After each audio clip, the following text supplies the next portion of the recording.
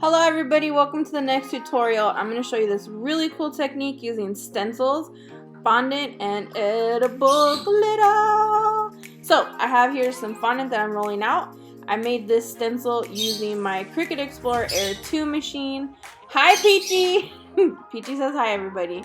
I am placing it on my fondant and then I'm going to give it a little press so that the fondant kind of raises through a little bit on that stencil.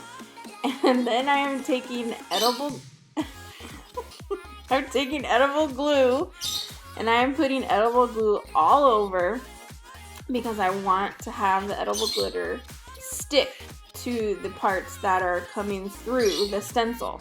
Making stencils are super easy. I love making stencils. It is like the best thing since sliced bread, and I highly recommend you guys check it out, okay?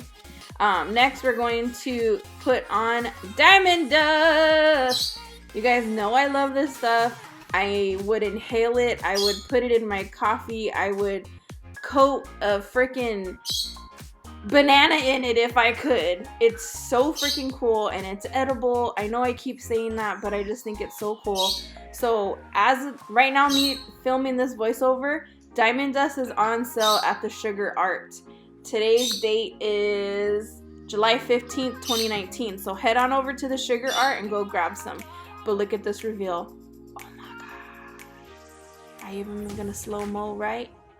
Ooh. Ooh. Look at the sparkle. I love doing this technique. It's so simple. It's so effective.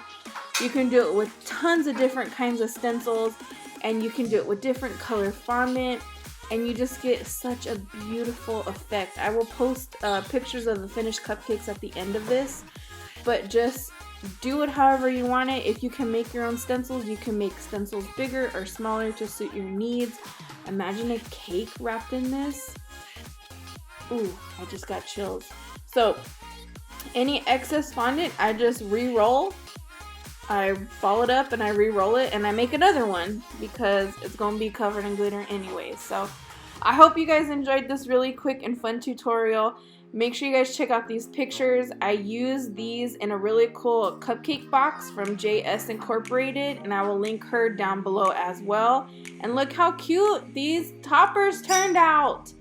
Oh, I love it. So tag me if you guys make this, and as always, make sure you guys follow me on social media. Bye!